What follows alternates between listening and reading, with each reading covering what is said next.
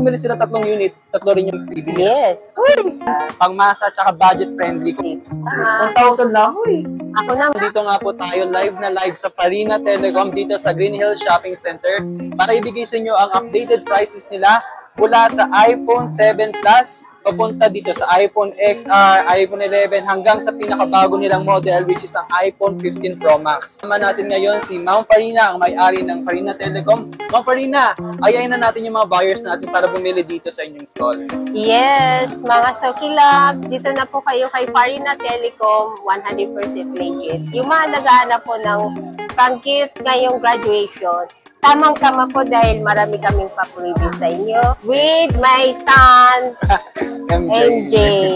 Ito guys, ipapakita namin sa inyo yung presyo ng mga iPhone models na talaga namang sulit at saka pangmasa. Tsaka budget friendly siya, tsaka pwede siya sa mga kabataan ngayon. So hawak ni ma'am ngayon yung unit ng iPhone na 7 Plus. 7 Plus po, 128 gig sa halagang 9,800. At itong hawak ko naman is yung iPhone 8 Plus. 256 gig, makukuha mo lang siya sa halagang 10,500.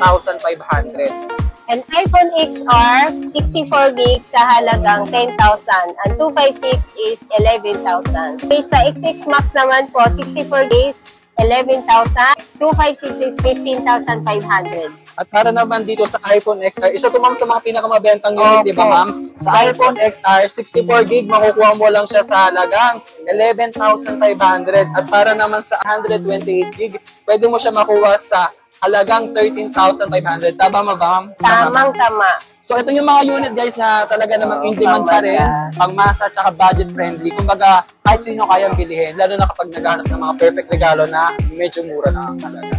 Yan guys, sabi nga nila, yung iPhone XR is maganda na to yung camera. Pero pagdating naman dito sa ating iPhone 11 series, di hamak daw na mas maganda yung camera kasi gawa na ang iPhone 11 is meron na daw siyang 0.5 camera mode.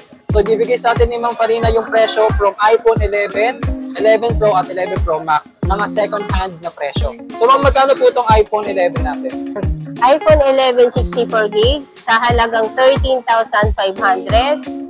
And 128 gig is 15,500. Sa 11 Pro naman, 64 is 17,500. 256 is 20,000. 11 Pro Max, 64 gigs, 19,500. 256 is 23,000. Yung mga binibigay nating presyo is para sa mga second-hand phones. Yung mga phones ay binenta pero good quality. Kasi karamihan ng mga units dito is nasa above 90% pa yung battery health. So pag bumili ka dito, talaga namang ipapacheck sa inyo ni Ma'am Farina yung quality ng phone, kung meron mga sira, which is hindi naman talaga nangyayari yun dito sa stall nila.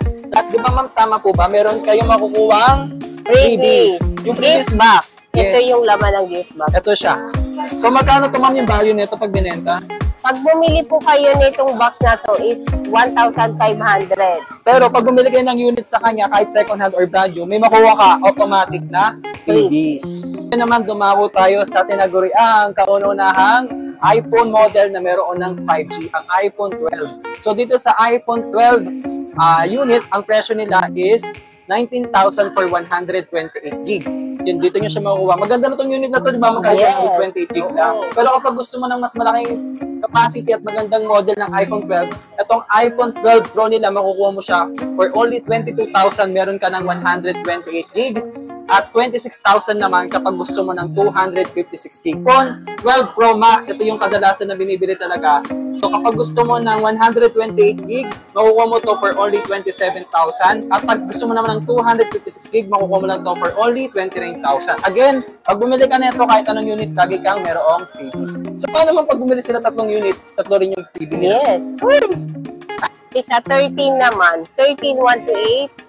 24,500. 13 Pro 128, 32,500. 32,500 po. And then 256 is 34,000. 13 Pro Max 128, 36,000. 256 is 38,500. Para makonvince ko pa kayo lalo na bumili dito sa Farina Telecom ng mga second-hand iPhones.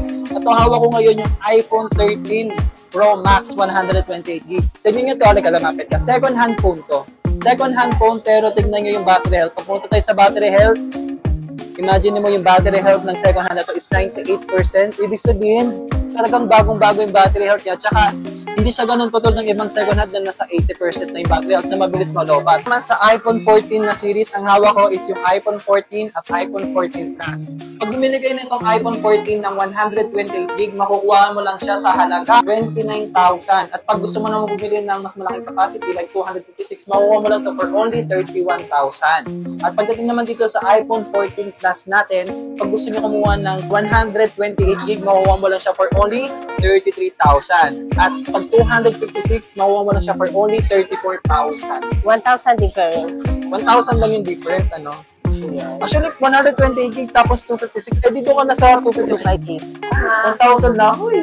Ako naman, ito po, iPhone 14 Pro. 14 Pro for 128, 41,000, ma'am. And in 256 is 45,000. Dito na po kayo kay Farina, mas lalong ginababaan namin ang price. Sa 14 Pro Max naman po, 128 is 47,000, 256 is 52. Ito pong mga nasabi namin price ay may mga discount pa po. Pwede pang Huwag po babaan. kayo mag-alala. At syempre, isang special reminder lang guys, iPhone models units, hindi siya tataliganan yung presyo. Lahat ng presyo nila is negotiable at pwede niyong tawaran at pwede siya humingi ng discount. Yes po, pwede. Mag-claim na lang po kayo sa Farina Telecom. Ngayon, nandito na nga tayo sa pinakabago at pinakahuling iPhone 15 series. Itong iPhone 15 is talagang pinagkakaguluhan ngayon, pinakabago at titanium na siya at the same time, very light lang siya. Yung bigat na hindi ganun kabigat compared sa ibang series ng iPhone. So, bibigyan sa atin ni Ma'am Farina for the last time yung second-hand price for the iPhone 15 up to iPhone 15 Pro Max. So, Ma'am Farina, bigyan na natin.